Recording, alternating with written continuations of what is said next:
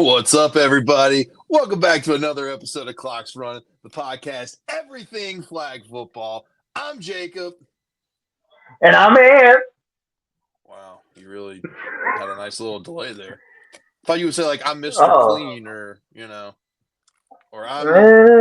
you're not the Michelin man, it's but already you it's know. already growing back. Yeah, I It's know you already hippie, you growing need a back. haircut.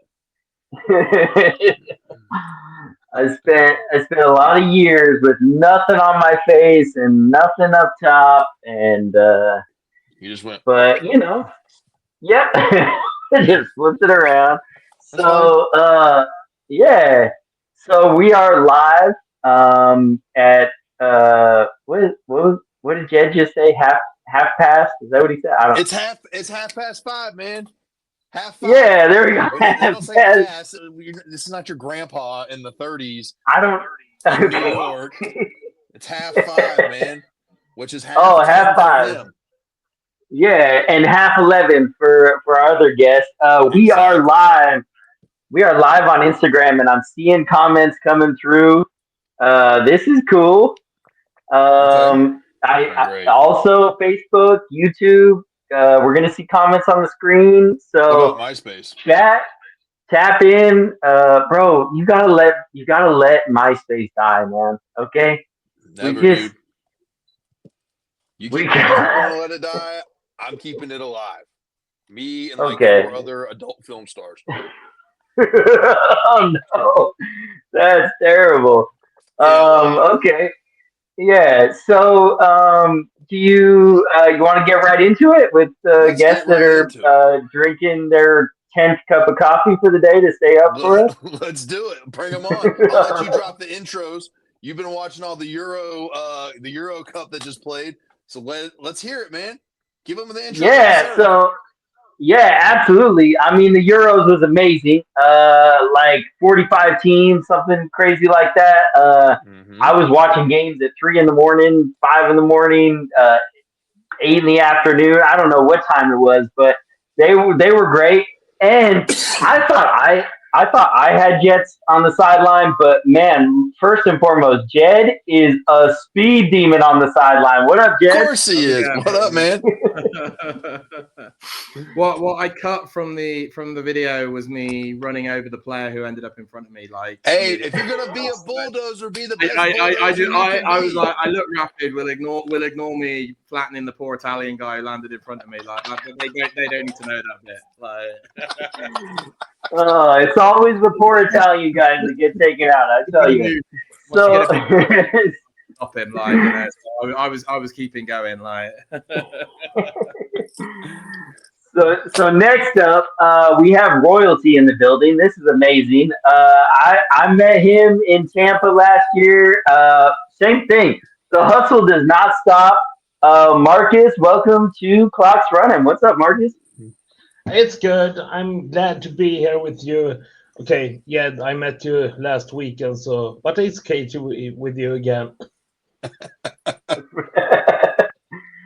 Welcome, For gentlemen. sure. Welcome. Yeah, so this is huge for us. We appreciate having international officials on. We try to cover the entire globe, as I like to say, the whole worldwide of flag football or wide world. I don't know what I'm saying. But so let's get right into it. When we have new guests on the show, we like to give you guys the opportunity to kind of share your origin stories. I don't know if you guys are into Marvel or DC Comics or everything like that, but every great superhero has an origin story. And in my opinion, I don't listen to what Jacob thinks. I think you guys are superheroes.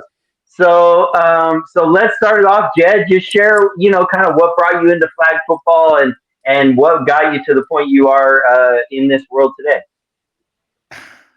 So it's a fun story about what landed me in officiating, I guess, specifically. I played, and this for an American audience, this is always shocking. We have tackle football here, and it's not very good. Like I caveat that massively with the standard ain't much, but I wanted to play. I played tackle football for a little bit when I was 16, 17. And I mainly played it because I played some rugby as well, and I just enjoyed hitting people. And I played a little bit of tackle football when I was 16, 17, 18, and then I went to university or college, if I'm translating. And in my first week of college, my college had an ice hockey team, and I was like, yeah, I want to give that a go. I not really skated before, but like again, it's not a big thing here, so I thought I'd take this up, and it helped that I lived on the same floor as I lived next door to a girl who was a figure skater. And when you figure skaters, you can imagine that there's a certain image of a figure skater, like they're good looking girl. Let's put it that way. She was like, oh, you should try ice hockey. You should try ice hockey. And I thought, all right, I'm at college for the first time. Let's try this out. And so I went along to it. I lasted 5 minutes, and I broke my ankle in 8 places, and ended up having surgery and all this kind of stuff. The long story short, don't try hockey to impress girls. Is the but and it kind of also meant that the tackle football that I had played before, that kind of curtailed that career. When you've got 10 screws and a plate in your ankle, it kind of means you can't do that same way. But I loved being involved with tackle, so I started officiating tackle football to stay involved just with the community and kind of help it. And I've made a lot of friends, and at the same time, I kind of discovered flag as well and took up the flag officiating, and just loved it ever since. And it was 4 years of doing stuff nationally here in the UK, and then I got my first kind of big break doing international stuff. So I went to my first IFAF tournament in 2015, and not really looked back since then. Came to Miami in 2016 for the World Championships. 2018, I was in Panama for the Worlds, done Euros in between then, been all over the globe with this sport, and just been so lucky for the opportunities that came. And it all stems back to me being an idiot 18-year-old who thinks I want to impress this girl by trying to skate. And if that hadn't happened, I maybe wouldn't have made the choice to get into officiating, wouldn't have discovered flag as well. And so it's the butterfly effect or something, isn't it? Yeah, it sounds exactly like Spider-Man's origin story. Oh yeah, exactly. Trying to impress a girl. All right, so Jed's Peter Parker. Markus. Yeah. Lay it out for us, my friend. Give us the history, my friend. History. Yeah, I started. They show American football in school actually, so it was 90, and I didn't go to the practice of that year. So 91, I started and played my first game, and also if you want to be part of the game, I need to know the rules. So I started to be an official and had my first game 91, my first tackle game.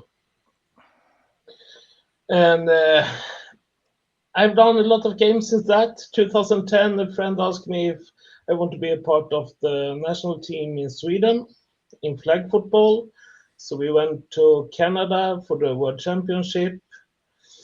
And I started to officiate that, of course, during camps and more. 2019 was the first year I actually officiate flag. So I started later than Jed. And been to a couple of tournaments and did my best tournament ever in January. It's a place in Tampa. I don't know if you know this tournament, and I will go back now in January again. That is the best thing I've done with flag football. It's So I can make Markus feel really, really old here because he's talking about doing stuff in 91. I wasn't even born then. I wasn't either. Yeah, so I was thinking just the same thing. I was like, man, I wasn't even a twinkle in my dad's eye. You haven't seen my flag yet, my old flag. I still have it. My first flag, I have it with me. I had it in Tampa, always in my back pocket. It's so that's awesome. Yeah. And I have the date. June 9th next year is 35 years anniversary. That's awesome. Wow. That's amazing. Well, and I know on this side of the pond, everybody thinks that this is the center of the universe for American football, but clearly, you guys in sharing your origin stories, there's been a lot going on for a lot of years, even before the United States got involved. So I want to kind of jump into that big games. Marcus said it best. I mean, Tampa is where it's at. It's now in the Guinness World Records for the largest, flag football tournament. Jed talking about all these international games. So, Jed, I want to hear it from you. What was the biggest game of flag that you officiated, and what do you think made it so big? I mean, I think it's difficult. Such a cop-out answer to be like, oh, it's difficult to pick one. But I loved.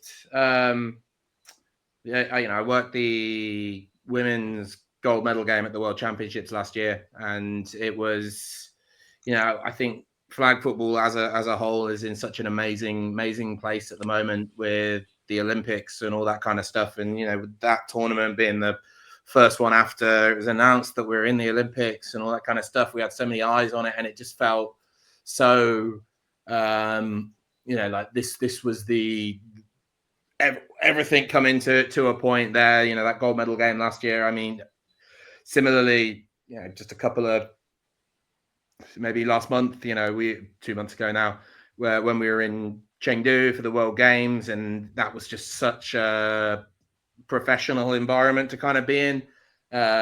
It's from where I started, which is we're just in a field or whatever, to it feeling like something you would watch on TV. So again, like that gold medal game in Chengdu a couple of months ago was amazing. It was just it being part of that kind of with a big screen, with a play clock, with all those kind of bells and whistles you see in an NFL game almost as well. Like, that's just such an amazing kind of atmosphere to be in. But then, I'm going to go for 3. I'll stop at 3. Like, I feel like I could just keep going and saying, well, this one was really good as well. Like, right. But, we call it here in the States your Mount Rushmore. Like, you're basically let's go with that. Yeah. There you go. So, I mean, like, if I had to put it, it would be the World Games final. A couple of months ago, it would be the World Championship final last year, and then my other one is in 2018 when again I worked the Women's World Championship final, and we were in Panama, and final was USA Panama, and you can imagine you're in Latin America with a home crowd. It was rowdy, and it was a spicy game, and I was referee for this game, and one of the other guys called a illegal contact foul against Panama, first penalty of the game. And I remember thinking, it's like, oh, this isn't going to go down very well, is it? And I'd never been, I was used to flag being small, like not with a big crowd, but there was, a couple of thousand people here and everything. Yeah.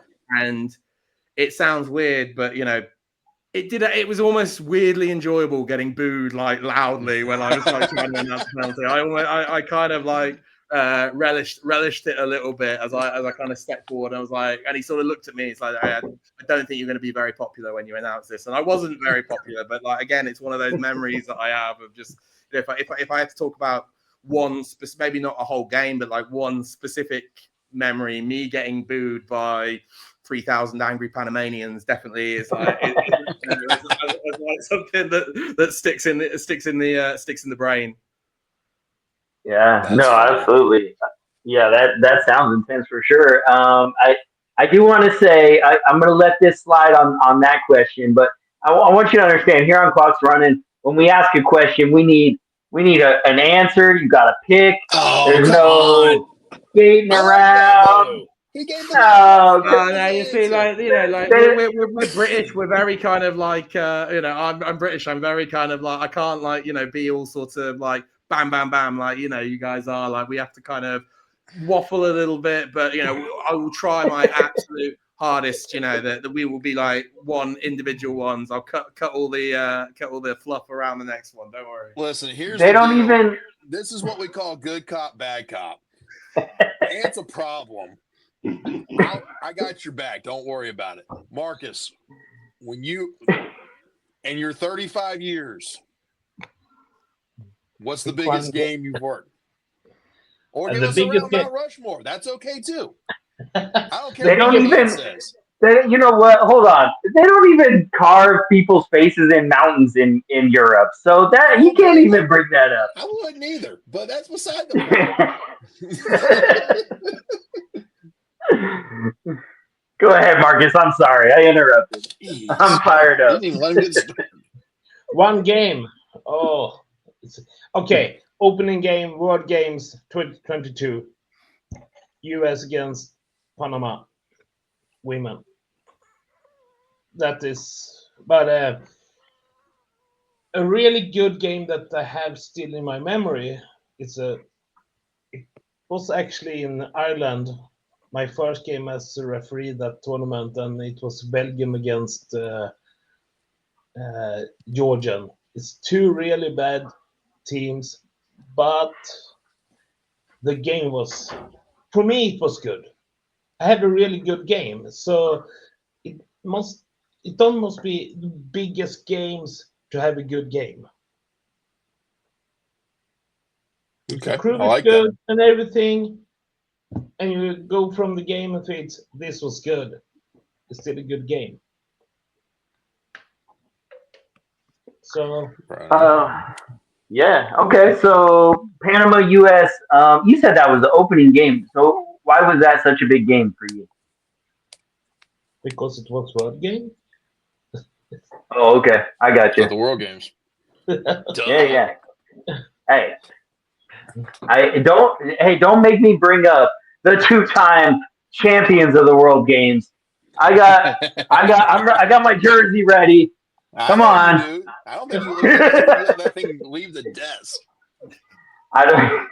No, but basically, I wear it 6 days a week. This is the only day I don't wear it. Sounds about right. It was so big to stay there in that arena as just started and blew the first down. It was amazing to be there. Yeah, no, absolutely. And I think Jed also, but Marcus, you've had such a span. These two young bulls here, they weren't even alive in 1991. I remember being in kindergarten in 1991, and but that's a huge span of being involved in a sport. So I just think kind of wrapping your head around the fact of like, what did the games look like back then to now? This is just one step below the Olympics. I could see how you're just kind of like walking into that arena like, whoa, we're here now. Yeah, for sure. So I want to get into inside the lines with you guys. You guys have a wealth of knowledge. Now I know again here in the United States, we play all kinds of different crazy forms of flag football, and we have a lot of fun doing that. And when I was playing, it made it worth it for me to travel across the country because I could play like 25 games in a couple days, and I didn't care what format it was, but internationally, there's definitely, we got IFAF, and that's like the main course, the bread and butter of what we see for flag football. So, I'm curious. I want to hear your guys' thoughts, opinions, as much as you can share and all that. But the thing that I'm noticing a lot of recently is, and maybe this has been going on for a while, but so because of the illegal contact on the offense where that penalty could turn into like a 35-yard penalty if you're not careful. The response for defenders is they get that right of place and they do a nice little flop without contact. Some compare it to LeBron James. Some like to say it's a soccer flop. Jed, do you perceive that changing or going away? Because is there some response to it? The flopping. What are your thoughts? For me, like we want the sport to be a good product, you know, because and that's not just for players, that's the spectators, that's for people watching it on TV or whatever, and people incentivizing people to throw themselves at the ground doesn't make a good product. It makes it, you know, and I feel like I understand a lot of the reasons for the way the rule is kind of structured from an IFAB perspective and why those kind of rules exist, and the fact that they want to, we're much more pushed towards that non-contact side of things, where perhaps you you guys are a little bit more loosey goosey, let's say, with that kind of side of with what we let go and what we call and what we don't.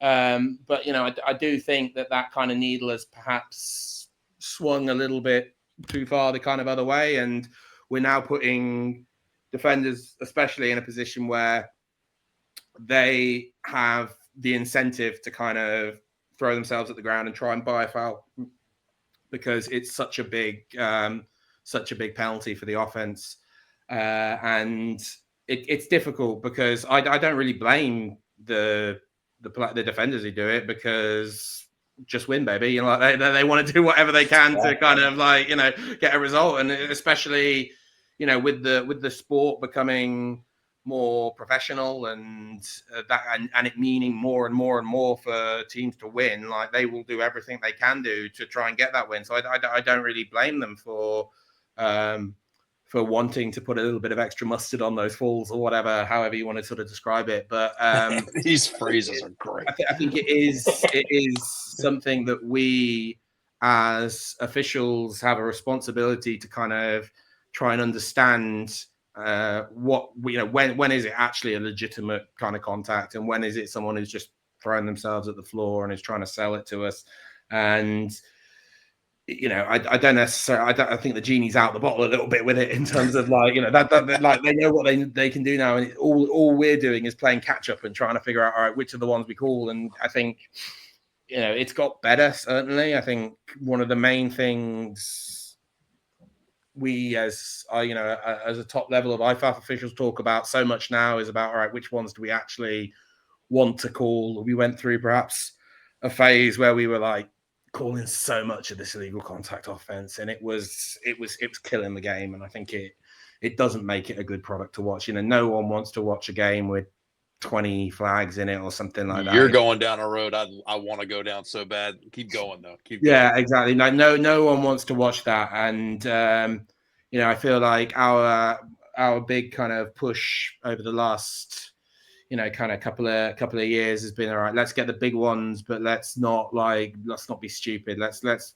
create something that is watchable and is enjoyable for spectators to take in, and for players to be a part of, because otherwise we just end up killing the sport. And if we're on these massive stages, no one wants to watch, like I say, no one wants to watch a game with 25 flags in it. And I do a lot of referee, and me having to make an announcement every other play or something like that. I just think it's a balance to strike, between keeping people safe and creating that good watchable product. And right, we might have gone the wrong way, but we might have gone a little bit too far once way. But I do think we're doing a better job now of bringing it back to something that is good for everyone. Well, it's interesting you bring that up, because little background on me and folks watching. I used to, when I played, when I first got introduced to flag, I was a part of the contact formats, still am. Blocking, all legal, everything's good. The nastier the hit, the better off they are. They're more excited they get. It wasn't until probably 2021, 2022 that I really started noticing international play, IFAB, and not understanding that everything it was so cut and dry, where if it looked like somebody made contact, there was a penalty. We would come back to Ant and I would watch the last couple of years. We've watched, the international games, and we've said there's been a lot more contact these last couple of years than what was previously allowed. So hearing what you said, that now sounds like we're opening up to where, okay, a brush by is not going to be called as Yeah. things like that. We're letting them play football. We're not letting, it get egregious and letting it go over the top, and we're creating a good product. But it sounds to me like things are moving in a more progressive way. Yeah, 100%. And I think you and Marcus both probably see a lot more of it in Europe than we would here in the States. I think, and the challenge we have as well is, it's fixing. Like, I think it's changing those expectations for players and coaches here, that perhaps, obviously in North America, it's always been that a little bit kind of looser or whatever. If we're perhaps kind of trying to loosen it up a little bit here, and what they're used to and what they think, this was always getting called or whatever, it means that you get you have some teething issues where they're thinking like, why isn't this being called? This should be called. And in reality, like, we're kind of looking a little bit at the sort of bigger picture and kind of trying to think about it that way. So it is. The way I always describe it as what the contact level should be is it's basketball. Our IFAF flag in particular is a basketball, because basketball, there's contact. There's can be quite a lot of contact in basketball, but it doesn't get, not everything's a whistle and a foul. And like if I'm making that comparison, that's where I see IFAF flag as being in terms of the contact that we allow within it. It's not full contact, but it's certainly, like, when people describe it as non-contact, I hate that as a description for the level that we play at, because it's not non-contact. Like, any game you watch, there's so much touching, there's so much feeling, there's so much gentle squeezing, whatever you want to call it. Like, there's all sorts of like gentle squeezing. We're going. There's all that kind of stuff going on, like, and we let that go. We look for the big stuff, and what we should be. I'm not saying that everyone does, and we get stuff wrong occasionally, but we should be looking for that big stuff that actually has an impact, as opposed to a DB and a receiver who like to sort of gently touch each other to know where they are. Right. Okay. So go ahead, Ant. Sorry. Oh no, I just right away. I mean, you said that about it being called non-contact, and I know I can be a very, like, I live and die by the rule book. I read these words, and that's what I've appreciated, honestly, when I officiated IFAF games. I was at the Continentals in Charlotte a couple years ago, and we did a training, and I felt like I was like, oh, okay, it sounds like basically I'm throwing a flag almost every other play. And when I didn't throw a flag every other play, I remember having somebody with more experience coming up to me afterwards or at halftime and saying, okay, explain to me why you didn't throw that penalty flag there. And I'm thinking to myself, that dude was 5 yards out of bounds. Like, this play was completely over. There was incidental contact. Like, what, this doesn't make any sense to me. But having it kind of ingrained and understanding, and then, like Jacob said, us watching it since then, I feel like it's been very much like a slow progression of like, oh, okay, we're letting a lot more contact go. This is very different than what I was trained in. It's getting closer and closer to, what you could say American non-contact. But it is hard because soccer, basketball, those are contact sports. I watch my daughter play high school soccer on a weekly basis right now, and I'm having to explain to my dad a lot, like, well, this is a contact sport. They're pushing, they're shoving the elbows, all this stuff. An official's not going to call that. Now, when you put the term non-contact on a game, it makes me as an official say, well, then we can't allow contact in that context, and we're not officiating basketball and soccer. Marcus, what are your thoughts? I agree with this, that it's a wrong name, non-contact football. And when I try to explain for people here in Sweden, oh, what are you doing? What are you officiating? Flag football, what's that? They call it non-contact football, but it's allowed to contact, but you cannot do it too hard. So non-contact, yeah or no. So, for me, it's if it's okay with the contact, if it's a good contact, let them play. But we as officials need to set the level. How do they want to play, and is it by the rules? And then, so it's hard to say. But compared to US, those games in Tampa, that is non-contact football, they almost kill each other. So they need to take it down a little.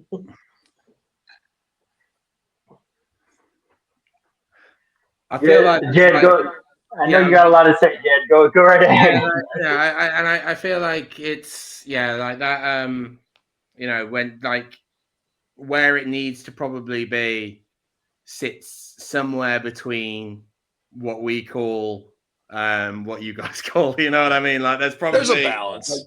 The line sits between that. Just if no one pulls out a gun or a knife, then we're fine. No blood, no foul. Like it's all good. Or like like where perhaps we were, a few years ago, where it was like we were having flags all the time, and there's definitely a kind of a balance for us to strike between those two. And we're such a young sport in general, like, and it's developing still so much. I can't like, you talk about basketball or soccer, that's like everything's so established. I know basketball, for example, there's variations between what the NBA play, what NCAA, what they play over here in Europe, right. But fundamentally it's all pretty much like, we're talking minor variations. Whereas with us as flag, we've got so many different like codes and different levels and all that kind of stuff, and that still needs time for us to kind of move to a point where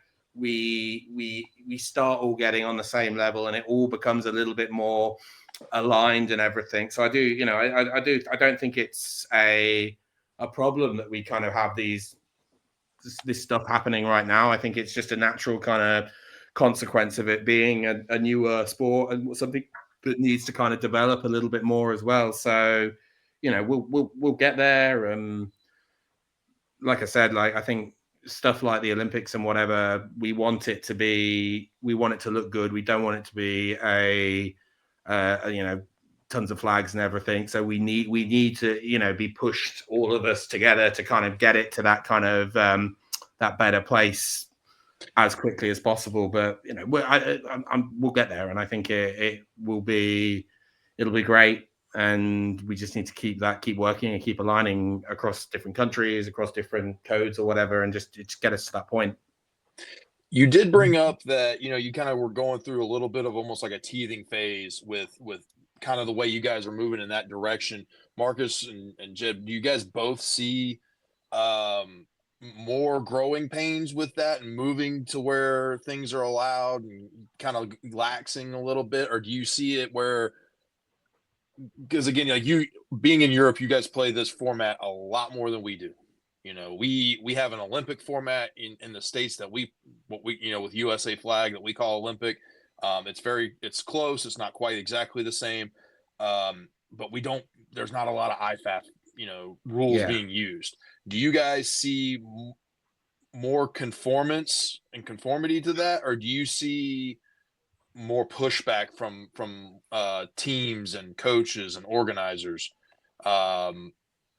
with trying to lax up with what you're trying to do? I mean, I think ultimately all the players want and all the coaches want and all they want is consistency from us. Sure. And I mean, if they know where we stand with it now, I do think that I don't want to say we're loosening up. I don't think we are necessarily. I think we're just getting better at our jobs as officials at understanding that's fair. What actually is a foul and what actually isn't. I don't think we've suddenly become less strict or whatever. But I do think that in general, players prefer that. I think they want to. In a perfect world, we just want to let them crack on and just do what they need to do, and we only need to get involved if someone does something really stupid.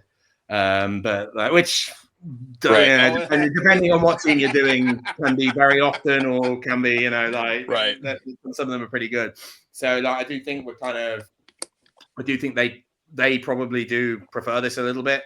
It depends who you ask, because some of these teams, especially at an IFAF level, some of them are more on that physical side of things. I'm not going to name any names, but there are some teams that even at an international level, like they are super physical, and it's almost like that. When people talk about the Seahawks, defense a few years ago, where it's like they won't call holding on us if we do it every play. And there are teams that are like that, and they will be that physical because they know. I mean, I know I'm not going to call contact, illegal contact or DPI or whatever every play, because I look like an idiot if I do that every play. I mean, so there are teams who play like that, and then there'll be teams who are super disciplined and really stick very rigidly to those rules. And for some of them, I think for them it might be a little bit more frustrating if we're starting to loosen things up a little bit. But at the same time, like I said, I think it's for the good of the sport in general. Like we need to be finding that right level and that right balance to get us to where we need to be. Yeah, for sure. Markus, what are you seeing in Sweden? I think in Sweden we are actually much harder than international. We throw more flags for legal contact, and that in general, I think when Sweden is coming out and playing the national team outside, they complain, but come on, it's illegal contact, but we need to have a little higher level here in Sweden. But that Jed said, it's if you look at the top team in Europe, they play much better now compared to a couple of years ago. They do it more. In my point of view, it's easier to officiate the game, top level game. And a friend to me that is a head coach for one of the national teams, he said that the level of the quality of the referees were much better this championship compared to 2015, the first year for Jed. So that was the last year he was involved in. And I think that is good for the sport, that the referees is better and better. It's my former head coach said that the quality of the game will not be better than the quality of the referees. And I agree. We need to be there to do administrate the game. For sure. Yeah, I got to write that down. That's a great quote, Markus. The quality of the game won't be better than the quality of the officials. And I think you guys both brought that up as far as like officiating. Jed, you said that just that the officiating has gotten better, better understanding of what a foul actually is. And it is funny because yes, I do think that it's shifted, that a lot more is being allowed. But there's still a very big stigma of like, I mean, in any of the videos that we post on social media, anyone in the United States immediately is like, oh, this is why I hate flag football. I don't care about these international rules. They don't let anything go, this and that. And I'm watching these games in Europe. I'm watching them in Panama. And there's games where there's only one or two penalty flags thrown. And I think it kind of goes around international teams that play IFAF a lot. So they understand what they can't get away with, so they're not doing that. They're more disciplined, and then the officiating is getting better as well, where they're doing that. I mean, it also is very very different from, and I don't know what like amateur flag football looks like in Europe, but I mean, we have a hard time getting players to wear the right flags, to have a team in all the right colored jerseys, like. There's like, so it's so very different from the product that's happening internationally. So, in a lot of ways, it's kind of crazy to, let people voice like, oh, this isn't right, this is that. Now, the other thing I want to bring up real quick, Jed, just with you, because I saw you while I was watching some of these big games in China. Now, something again that I was taught prior to Charlotte was the whole after a touchdown. Basically, I was told that if the ball is not handed right back to the official, everything should get flagged. And Jed, I want to tell you, you had a party going on in your end zone. I mean, there was that's again I obviously I run my page as well, and I know what gets views and I know what gets engagement and whatever. And the people who organise this sport, they're not stupid. They know that all videos of celebrations get clicks, get views. Yep. Let's be, as long as no one's doing anything that's gratuitously offensive, it's the Key and Peele thing, isn't it, with the pumps or whatever, like, 2 pumps good, 3 pumps bad, or it's like, as long as no one's doing anything that's like taunting to a point where or anything like that, we want to let them have fun. Like, ultimately, like this sport in general is about having fun, and if they want to go out there and they want to do some something that little choreographed thing, as long as it doesn't it's not too drawn out or anything like that, let the kids play, let the kids have fun. Like, I mean, I say kids, some of them are my age, but like, like same thing. Yeah, exactly. Like, it's one of the things that I hate is when we flag like celebrations or stuff like that aren't taunting, that aren't trying to get a rise at it, because ultimately, like, people want to be happy and people want to jump around, and it, like I said, it makes nice content, it gets views. Like, like some of the stuff the American girls like choreograph is like, I love it, like, absolutely. I want to, like, dap them up after the celebration to say I love that. No, I won't do that. Right. But like, I do enjoy it, and I think we need to accept the fact that the stuff that gets views, that is something that gets views, and that is something that engages with an audience on social media. And we need to make sure that we're not limiting that kind of side of things just by being overly officious and really kind of stuck up about it. So, I'm a massive fan of when they said to us, before these tournaments, they said, let's just, as long as it's nothing stupid, like, and egregious, like, let them crack on with the celebrations. I'm like, thank you, brilliant. Let them do it. I love the creativity. I love the kind of fun that the players are having, and ultimately, let them do it. Like, let's create some viral videos from it. Like, it's great, absolutely. And long may that continue. Like, more celebrations, more interesting stuff. We want this game to be about personalities. We want it to be about people, big characters, and part of that is them showing off a little bit after touchdowns, after picks, after whatever, so let's give them that platform. Absolutely. Yeah, no, absolutely. Yeah, and I think me and Jacob have talked about the fact that we're not in the rooms, the referee rooms prior to these big tournaments and all of that. So we don't know what's being talked about as far as like, hey, like, let's review this. I know as far as when, for here in the United States, Jacob has meetings prior to every tournament. He's talking to officials. I think the big things that he's always conveyed to me as far as officiating, you don't want to see the gun stuff. You don't want to see, trash talk is cool until it gets to a point where you're, calling people outside their name. And, because those are things in, nationally, well, internationally, even more so because of language barriers. You don't know what's going to insult somebody. Yeah. And so, so I think that plays into it. In Charlotte, I think there was just, there was a lot of tension with the game, the men's game between the United States and Mexico.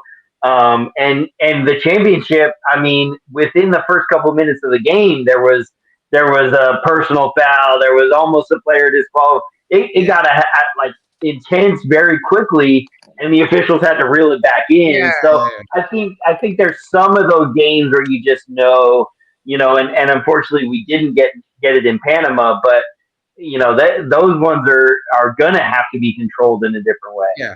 Oh, absolutely. And like sometimes so much of this kind of stuff is context dependent, and I mean, there's it's difficult to talk about. We're officials. We love it to be black and white, and we like this is a foul and this is not a foul. But then when it comes to this kind of side of things, so much of it depends on I've done games where it's people who know each other and they get on and they want to just have some fun and they want to and you know what, like absolutely brilliant, like go on guys. But then you do these games where there's a little bit of edge to it and spice to it, and those are the ones where you're like, all right, so I need to be like, but then so much of that is down to us as officials to be kind of preventative about it. And one of my big things I always tell my guys to do is if there's a score or something, go and get the ball off the player who's just scored and get it spotted for the try. First thing you should be doing is running over there and be like, give me the ball, please. Because then they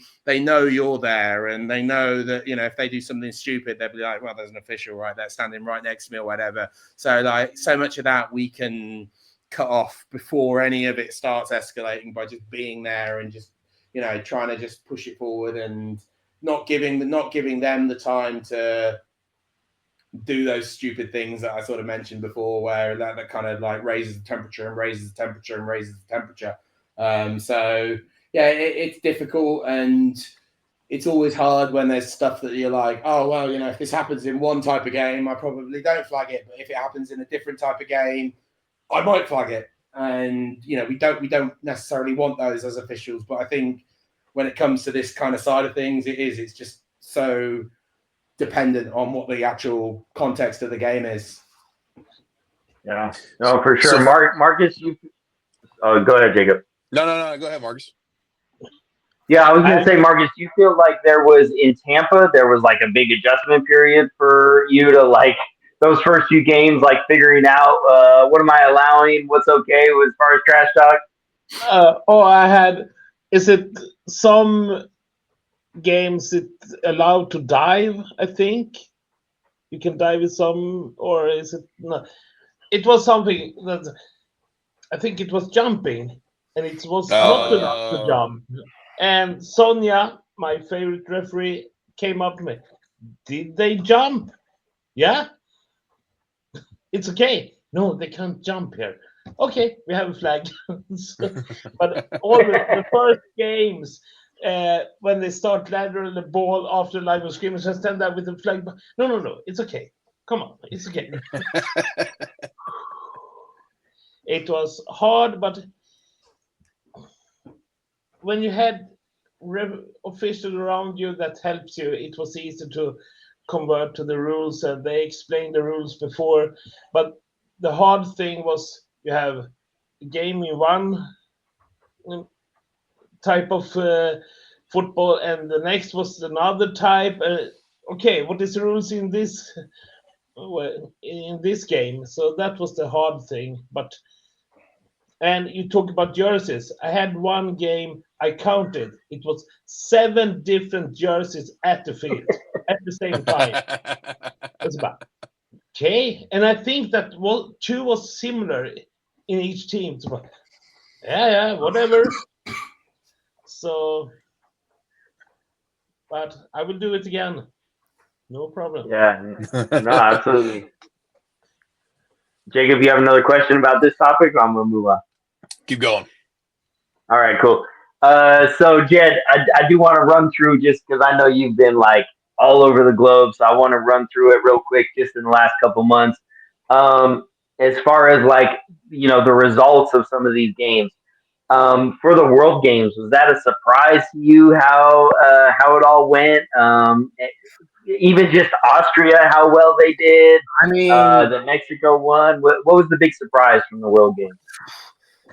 there were some crazy games at that tournament. And you know, I mean, I started that tournament with Austria against China, and Austria have been, in terms of European, they've been, you know, one of the big European teams for a long time now. You know, since I started, and so, you know, kind of went into that game. You know, we did China with that unknown quantity, and we had no idea what we were going to get. But I thought, you know, Austria are a very good team. So you kind of have an idea of how it might be going. You'd be like, all right, is this going to be one where we're, you know, it's 25-point difference in the second half. We're just trying to let things come to an end. And I think maybe in my head that was what it was going to be. And then what did it end up being? It was like 49-45 or something, or 49-46. And it was just like, okay, so this wasn't what we expected to be. So like that was insane. Like, you know, and it was great to see China in their first ever games performing at such a high level with, you know, one of the really well established teams. That was amazing. I mean, it's not boring because they're both amazing teams full of amazing athletes, but we kind of knew that it was going to come down to the USA and Mexico. I mean, that was the great thing about Panama recently was, you know, Canada are getting in there as well. I think that's a big one, but you know, it's the way I've always kind of described it is like those two, that USA and Mexico, it's like, you know, they're two heavyweights, aren't they? And they go slugging it out, and it coming back to them again. It's such a good story of the last 5 years or whatever of, you know, those two teams. So I mean, that was not unexpected, but you know, I didn't expect was the final to be 0-0 up until about 1 minute left in the first half. You know, I mean, it's very rare that we get those games where, you know, the defenses turn out like that. So that was a bit kind of unexpected. And you know, I remember looking at the scoreboard of, you know, in that final, and I think, you know, shoot, it's like 1 minute left in the half, and it's like no one scored. Like, what's happened here? But yeah, you know, it was a good, you know, it was great to see those two again in, what is it, like the fourth, you know, final or whatever they've been playing this in the last 5 years, you know, so, you know, fantastic there. But also, like I said, great to see some of these new teams like China coming out and putting in some really good performances. So yeah, some really interesting stuff from the established teams, but also some really exciting stuff from the teams. And I think, like I said, it's such a global sport now, and it's great to see, you know, people who perhaps you wouldn't expect to be performing really well coming out and showing up. Yeah, for sure. So, Marcus, I want to jump to you with the Euros. Any surprises as far as that went? I know Italy is a powerhouse, and they won the men's. Women's came down to a 2-point conversion. But what were your thoughts on the Euros? I'm surprised that a couple of teams came up in top level, like Slovenia was 7th, if I remember it right. But I've seen them in a couple of tournaments. The club teams better, so they are good. But that was a little surprised that it came up, and it's good for the flag football in Europe that team from that area is coming up and are good, because I think we can get more from it. But it wasn't and that Germany missed the playoff. That was a big surprise for me.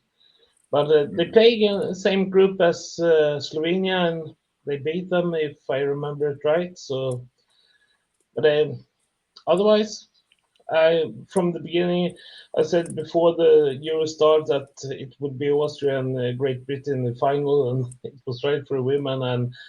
And Italy, France, Austria, and Germany was my top team for the men. So it was a big surprise. But Yeah. So, Jed, back to you. I got two different scenarios that happened. So, Mexico and Canada played in Panama, and Mexico went for two to take the lead, and they didn't convert, and they ended up losing that game to Canada. Same thing here in the Euros. It was overtime. Great Britain, Austria, and Austria goes for two. They don't convert.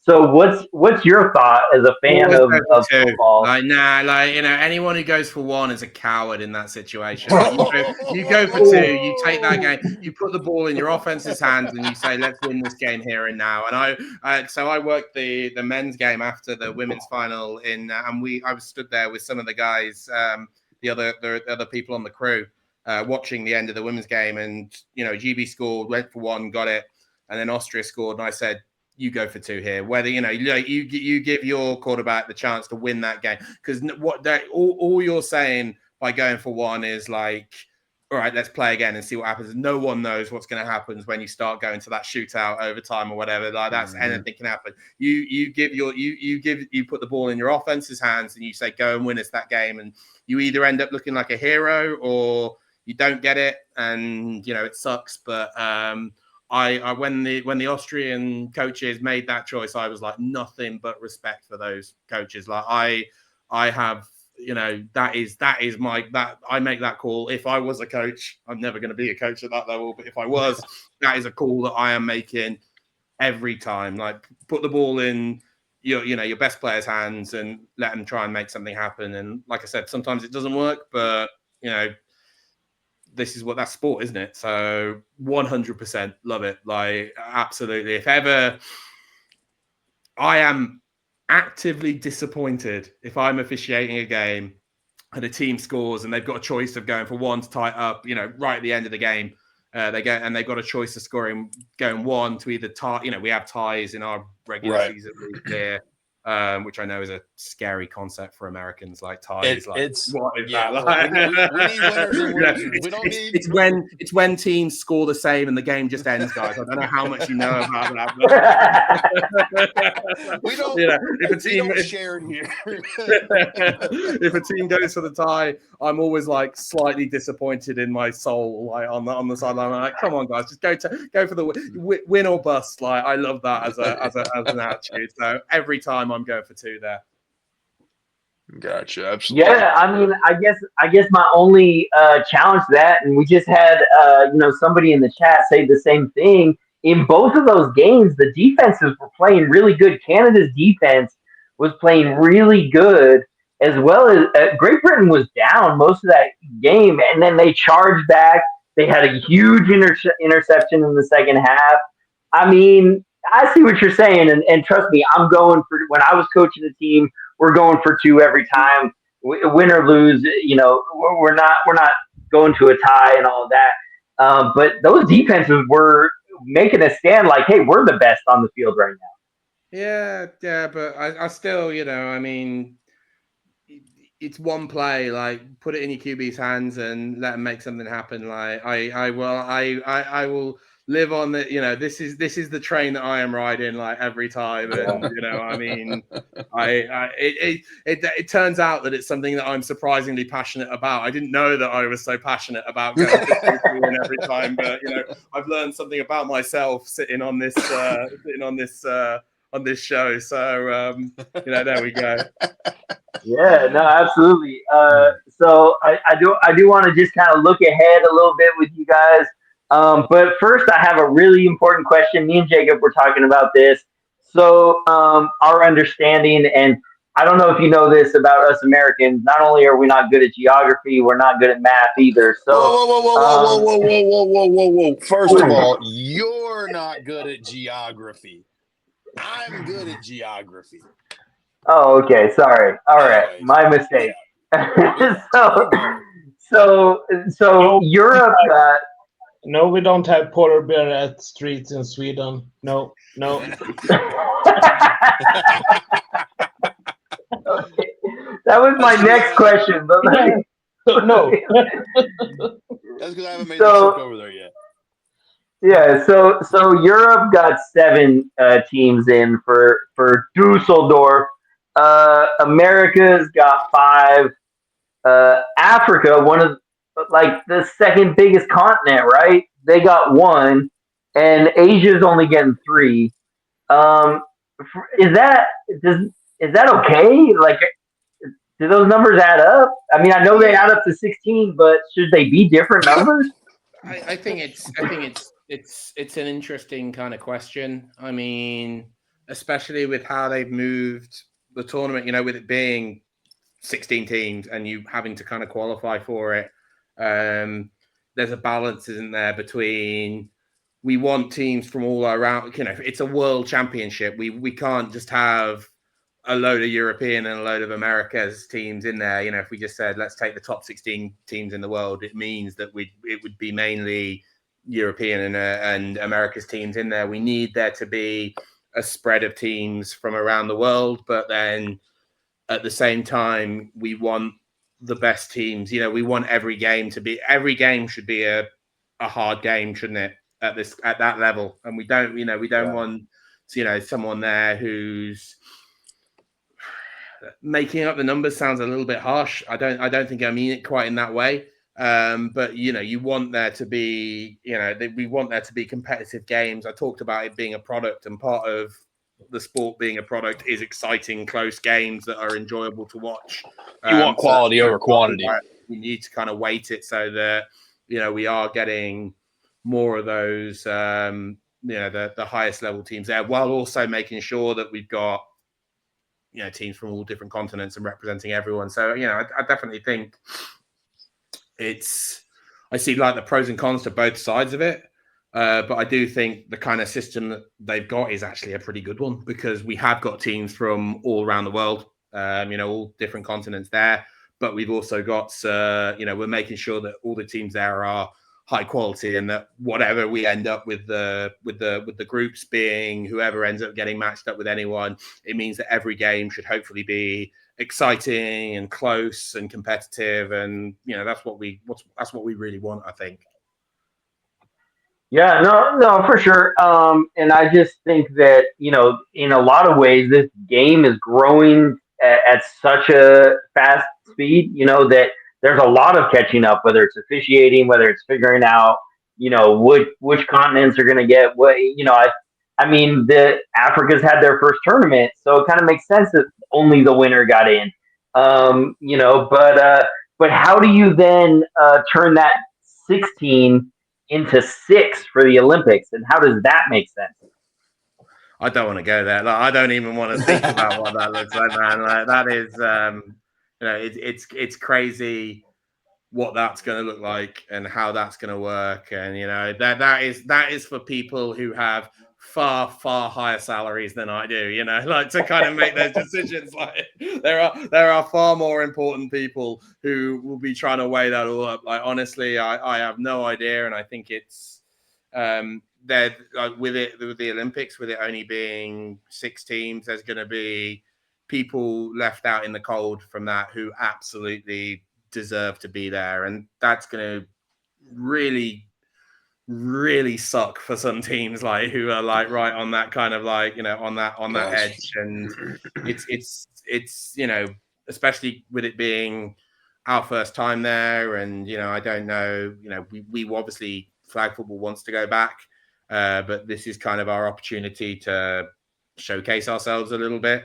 It's going to be really tough, and I've got quite a lot of close friends who are part of the GB women's setup, and they're tense already about it. I talked to one of the managers for the team quite a lot, and she's already like, this is stressing me out. Like, I think just even thinking about it, because they're one of those teams who should be, they're right around there, like, at that point of like, they should be going, but they could easily, miss out as well at the same time. And it's a really, I'm glad that I don't really have skin in that game, to be honest, because like, right.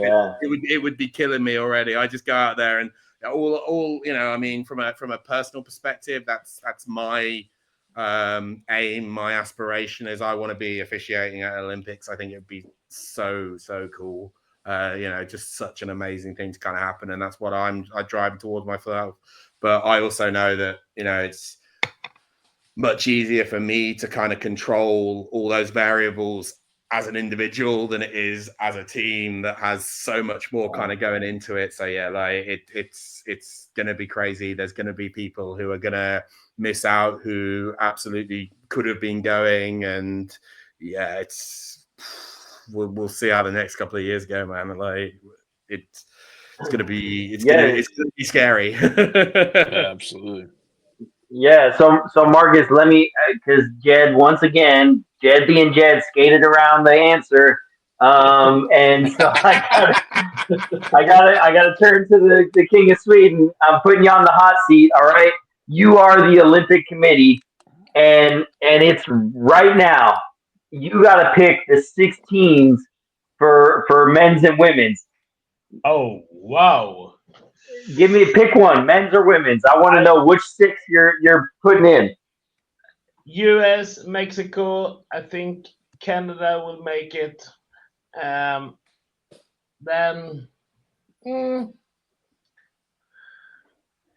it's hard to say. If Italy had the team they had in European Championship, maybe Germany home field is always good to have. 6. No, I don't want to guess. 6. I think And good. it's if women is the same, US, Mexico. I would say what I saw with Great Britain in Euros when they won that, they will be better in World Championship, so they will take a spot. Austria, they were close to US in World Games, so and but 2 more. It's difficult to say. Yeah. Yeah, I mean, I think that's for me when I look at the number 6, I'm thinking that 1 or 2 of that trio, US, Canada, Mexico, is going to get left out. Yeah, How absolutely.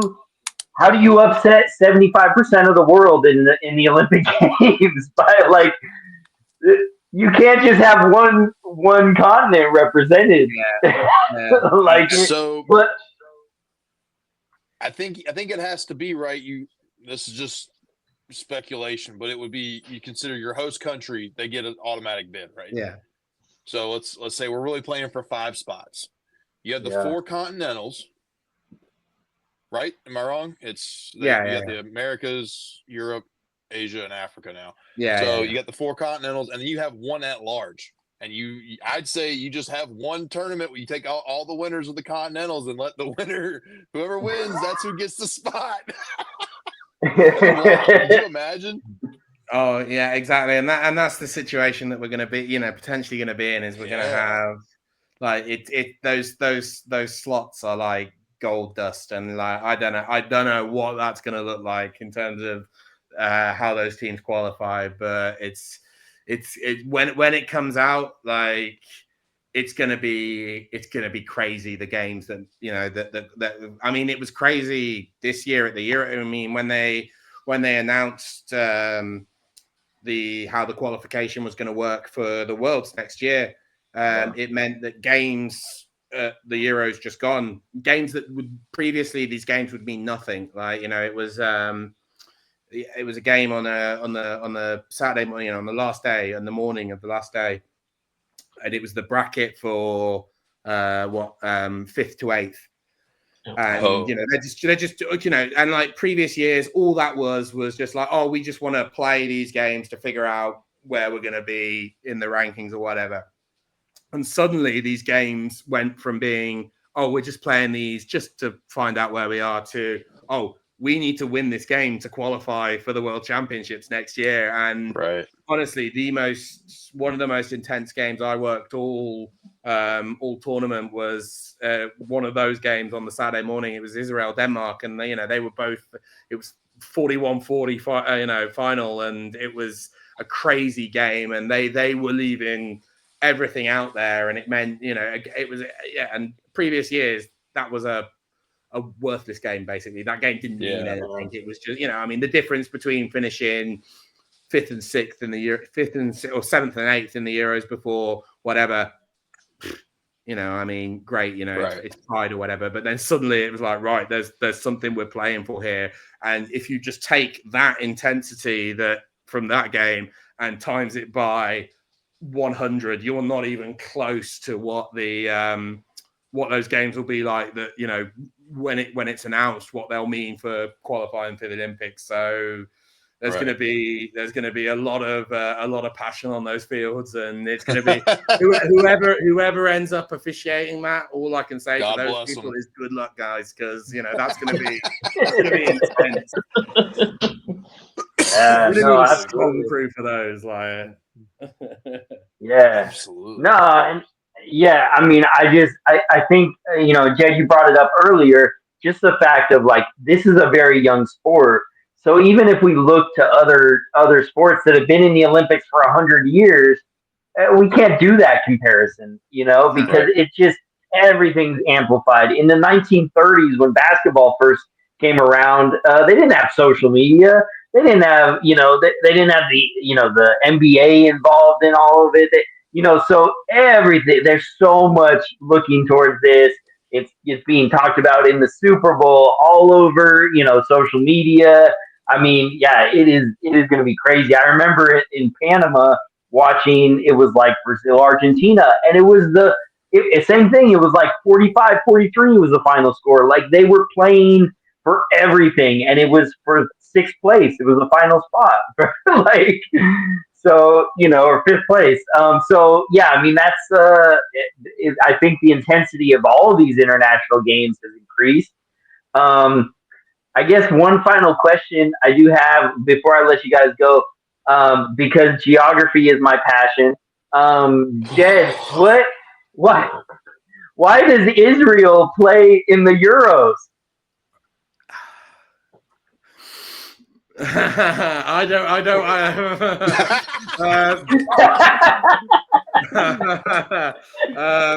This is. Have you got another 2 hours? You want to kind of? There's a lot of reasons that probably it isn't. It's your question, Jed. Okay, all right.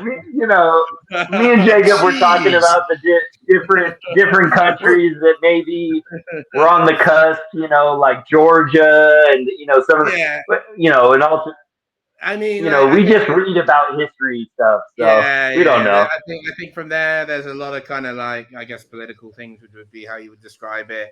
But then, you know, it's the same for people like Georgia, you know, where they aren't really in Europe, but they play in Europe. I think, you know, just from how they kind of where they kind of end up. I think a lot of it is also kind of driven by.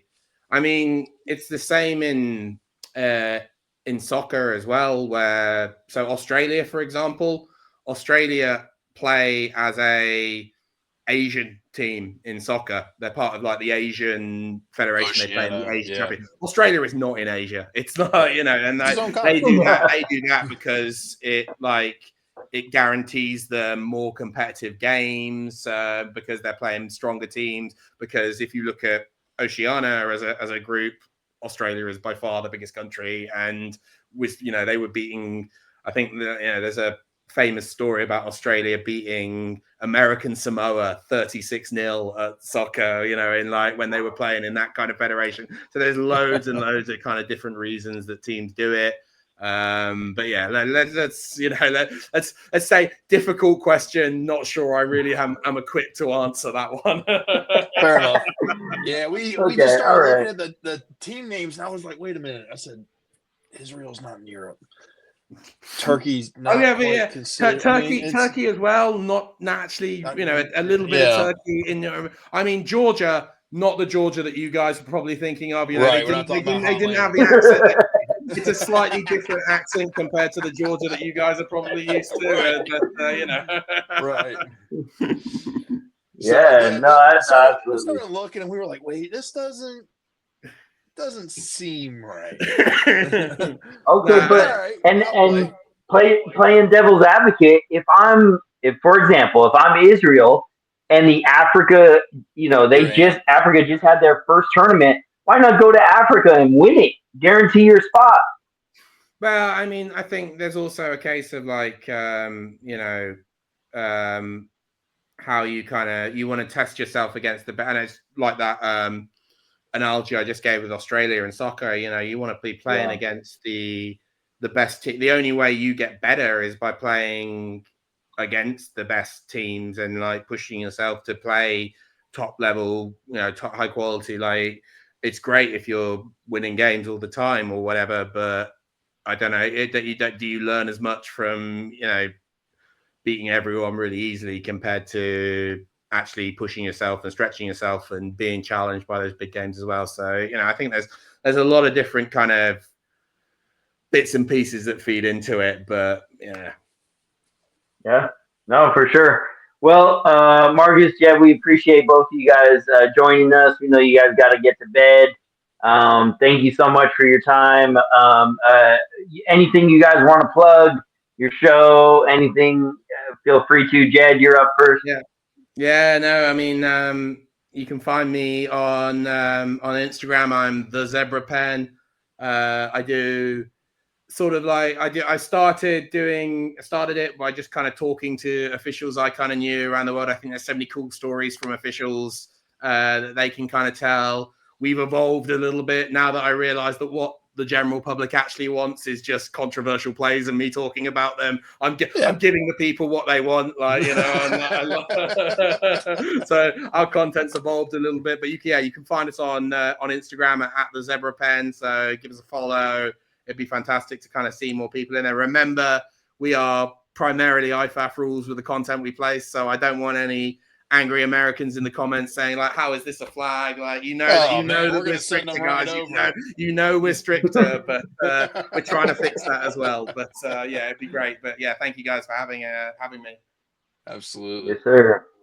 All right, go ahead, Marcus. I must say a fun fact first regarding Olympic Games. They had a competition in Olympic Games 1912 that was held in Stockholm. They compete in art. Oh, nice. Well, you think about it, we just had breakdancing in the last Olympics. Yeah, of course. No, I'm thankful to be here. I'm looking forward to January. It's just 100 days away. So catch up with you again and have some fun games with maybe 8 different jerseys on the field. Wow, what I need to do is just put my wife in contact with you, probably Jacob, and get you to sweet talk her. Just get you to sweet talk her into letting me come to Tampa, because that's one of the ones that I want to tick off. It's I'll be 100% honest. It's on my flag football bucket list of things that I want to do. Like I said, it's difficult with a 2-year-old and the amount of travel that I do at the moment. But at some point, like if you can whisper some sweet words and like sell it to her about how you can let me come over, then it would be absolutely fantastic. Like, listen, brother.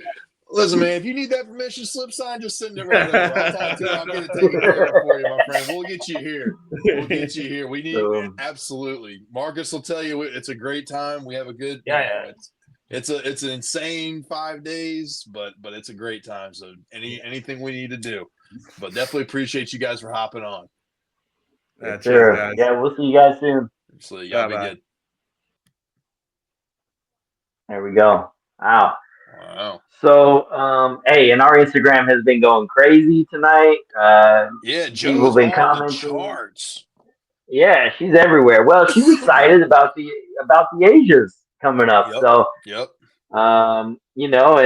shout out to my nephew out in Hawaii. and we got Bad Rabbits. That's my favorite youth team. Bad Rabbits. Rabbits. He's doing the halftime show, right? Oh my goodness! Is that not? That's too.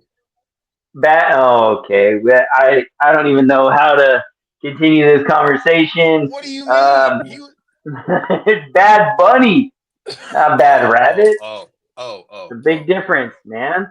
What? Hey. What's the difference between Bad Rabbit and Bad Bunny? Well, Bunny's the child version. It's a youth team. Whoa. Whoa, man. Oh no, Okay. Bad Rabbits is the youth team. Oh, you. All right, fair enough. So I gotta bring up some crazy flag football news rumor kind of stuff. Well, it's not a Okay. rumor. I know it's true. Did you know The that Buffalo Man? Oh, sorry. Maddie from the national team, she moved from Texas to California? Did you know that? Okay. So there's got to be like a free agent frenzy going on right now. Like, who is setting up an NIL deal for Maddie right now? Like, they got leagues out there, Air Raid, Tough with women's leagues. They got co-ed teams. Like, is Jonah on the phone with Maddie? Like, how do I get you on my team? Is Turbo? Turbo could use another receiver. Like, it's exciting. Look, you're not taking the ball away from receiver number one, Becca, with Top Shelf. Okay, all right. So Top Shelf is out. They don't want her. Is what you're telling me. Whoa! Never said that. Don't put words in my mouth, Mister. Okay, San Diego Blitz. They're not that far from Orange County. They play in San Diego. Dama, she slings that rock. Like, Maybe. I don't know. What do you think? I mean, do you think she's gonna play local ball, right? No, I don't know. Probably not. She's on the national team. What's she worried about local ball for? I mean, you gotta, you don't want to just get rusty. No, her name's Maddie, not Rusty. Oh, okay, fair enough. Oh, okay. All right. I thought you would have an opinion, but no. I don't have an opinion on who somebody's going to go play with locally. I'm not worried about that. Okay. All right. It's like you don't even know me. I was just trying to reel you in, but no. Okay, fair enough. Bait the line better. I guess you're right. It's exciting to me. I was like, I remember, a bit ago, she mentioned she was moving, and right away I was like, this could be fun. If she goes and plays at Air Raid or something, like that's an up and coming league like that. That would bring a lot of excitement. They have lots of media. I don't know. Anyway, all right. They're paying us for these plugs you're giving. Good grief. I mean, hey, it's a cool league. I'm not mad about it. All right. Yeah. The other thing I just want to bring up because there's a lot of confusion, specifically out of Kansas City for some reason. As far as the rankings go, okay. So let me just be clear about these rankings. Okay, if you don't play in USA flag tournaments, you're not going to end up on one of these lists. Yeah, that's it. Like, yeah, it doesn't matter. USA flag is in the Guinness World Book for a reason. Like it's the biggest organization. They have the biggest tournaments. There's nothing that matches Tampa. Like, I'm sorry. It's cool that there's other stuff out there where you can play one team and call yourself world champ or whatever, but we don't recognize that in our rankings. So sorry, not sorry, but that should like blanket cover a lot of the questions. Like, why isn't my team that played last week and this and that? I'm like, let me double check. Let me look into USA flag. Nope, you did not play this year in the 20 tournaments that were offered, or however many tournaments were offered. Pretty close. Like, yeah, every region had one. Like, there's lots of opportunities, and the possibilities are endless. Exactly. That's right, man. That's right. That's a good John for sure. So this show was a good John. How do you feel? I just want to hear your thoughts, Jacob, because you're absolutely right. You come from the world of contact, Camel City, It's like, it's. I've always said like what I love about contact and what I love about IFAF is they're both very black and white. But I think both of them, and I don't know, what's brought it, but both of them are kind of getting closer and closer to the middle. In a lot of ways, contact has had to, calm down a little bit, and IFAF is bringing a little bit more contact in the game. So how do I you just feel about like the evolution of it all? I just want to hear you say to let them play. That's IFAF starting to let them play. crazy. I would never say it. The I just want to hear you say it that because it's term is true. it's just I'm right. it's crazy. It's true. They are, No, honestly, I think it's cool. Like, I mean, I think Contact had this way of tribal knowledge, and there was a lot that went on that was not within the rule book. It was allowed because it was universally known, and we all had the basic understandings of these. If X happens, Y is the result, and we understood that and we respected it. In today's Contact, we've been able to kind of put in the rule book, if X happens, Y is the result, and make things happen. Whereas I think IFAF is starting to do where the same thing, where they're able to say, okay, this is what it says, but we're going to implant our tribal knowledge. They're getting, I've always said that internationally or in the States, we play football first with flags, or then flag. Internationally, it's always been flag first. And there's nothing wrong with that. But I feel like now we're starting to see a healthier blend of all of it. So I think it's really cool to see. I think, like you said, there is definitely an evolution of it all, and you're seeing more uniformity as far as rules go. May not be on the same page, may not be written by the same person. They may be using, slightly different vernaculars to get their points across. But at the end of the day, things are relatively close. People aren't doing as far out things that are normally happening. No, for sure. And honestly, I would say in whatever format it is, I feel like the variable that affects how many flags are thrown in a game truly comes down to how many officials are on the field. Yes and no. I don't feel like it's a how many as much as a who it is, because you can have. Yeah. I mean that in a great way, because you could put you, myself, Lance Lou, and Pat Spence. I'll name drop those four. You could put the four of us on the field, and we each four have our own things that we nitpick. We have our own four things that we let ride. We have our own four things where our focus generally is that we're trying to maintain, and we also have our own four limits of what we're going to allow, and versus what we're not going to. Our thresholds are all different. It's not a bad thing. Does it take away some of the consistency? Yes, but in an amateur sport like this, that consistency will not be there to what a professional league like an NFL would be.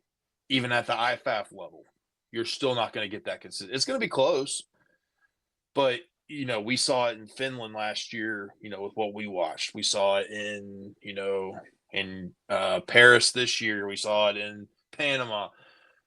Consistency is not. It's close, but it's not perfect, and it'll never be perfect. Yeah, no, ultimately there's human error. I mean, NFL games, there's human error and they've got, 7 officials on the field. They've got a booth. They've got, all that going on as well. I mean, reserves on the sideline. Yeah. Yeah, they've got as many eyes as they possibly can have, and I mean, you're able to see the play on the big screen where, if an official's smart enough, they catch it out of the corner of the eye, they might run over to the officials and talk. We don't have that in flag football to be able to take advantage of that kind of stuff. So No, I definitely see your point, and I do think though I will say this as far as like whenever I've officiated with Lance, I know that he's worked enough with me that he knows what I am going to look at, what I'm going to, just like you said, nitpick, what I'm going to focus in on. And so the majority of the time, he's going to put me on the line of scrimmage because I'm going to make sure that that is a clean line of scrimmage. Yep. And so he can trust that. And then he doesn't have to worry about that line of scrimmage the entire game. So he can put his focus elsewhere. I see what you're saying in that. I guess my point as far as like just as far as blind spots go, you could have the Oh two greatest yeah. officials on the field, but it becomes a big variable as far as blind spots. What I noticed and we talked about is as far as the 5-man crew in Paris. Well, that game probably did generate a lot more flags, and it wasn't because the officials were doing anything different. It was because the blind spots were cut away. Yep. Agreed. So yeah, so I think that's what maybe my variable that I was trying to generate there. But Yeah. No. that being said, I agree with that. yeah. So that being said, I think we should wrap this show up. What do you think? Well, I mean, I think we had a good long run.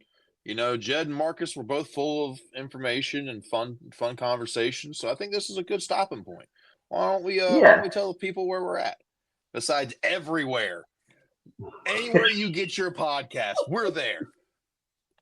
Apple Podcasts, Spotify, Pandora, hit us up if you like to listen while you're on the go. You can go on Facebook if you want to watch it live. You can go on Instagram if you want to watch it live. You can go on YouTube if you want to watch it live. You want to see our ugly mugs with Jordan right up here. Man, that's first time point. That's beautiful. And you missed it. Anyways, if you want to go back in time, you can go on MySpace and watch us. Actually, I don't think you can, but I'm still going to say I'm going to ride this train all the way to the end of the line, whether we're there or not. If we get off the tracks, that's cool. Anyways, so we're back. Ant's got us hooked up on Snapchat, on TikTok, on not on MySpace. Sorry, that's just a go-to. It's just an easy flow. Snapchat, TikTok, X, Y, W, any of those apps you use. I saw one of those weird ones called Truth or something. We're probably on that. I don't know. We're on Threads. There you go. We're on sewinglovers.com. I don't know what that is. I think that's just crazy. like for old ladies who like knit and stuff. We're there. We're everywhere.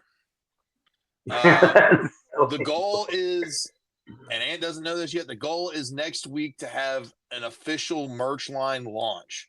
So we're going to have all of our stuff out. We're going to have pictures of our stuff with prices, with how it looks on us, how it looks not off of us. But we're going to have our stuff everywhere. I don't know, man. It just sounds good. But we need to be in the laundry room. What? You said laundry room? Just a big pile of laundry of all of our merch. Like, all of our merch. We're just shoveling it into the washer. But you can check out. We got the super dope shirts like Ant's got on. I unfortunately didn't get to get my Clocks Running gear out, but we got hoodies that's starting to get cool. We got long sleeves. We got short sleeves that go underneath your uniform. The nice thing about like what Ant's wearing, you can wear that underneath your referee stripes, and those words are still not going to be shown. We got hoodies, we got hats, we got all sorts of stuff, shorts, we got everything. So check us out. There's a reason we're the undisputed #1 podcast in the world right now for flag football. I mean, it's pretty cut and dry. The bracelets say America, but we're worldwide, baby. Yeah, absolutely. We just covered 2 countries in one night. So tell me who's better. Yeah, well, nobody's. Well, 3 countries because we're in the United States. Wow, it's really cool when Okay. All right. Anyway, did you announce? Did you announce it? Did you say it differently at the start of the show? So you didn't pay attention. You could just say that. I don't ever pay attention to you when you talk. I know. Jeez. Man, of course I did. So something real quick. We'll hit this real quick before we wrap up tonight. We've been a podcast for everything flag football officials, and we realize that we cover everything flag football. We don't just cover officials.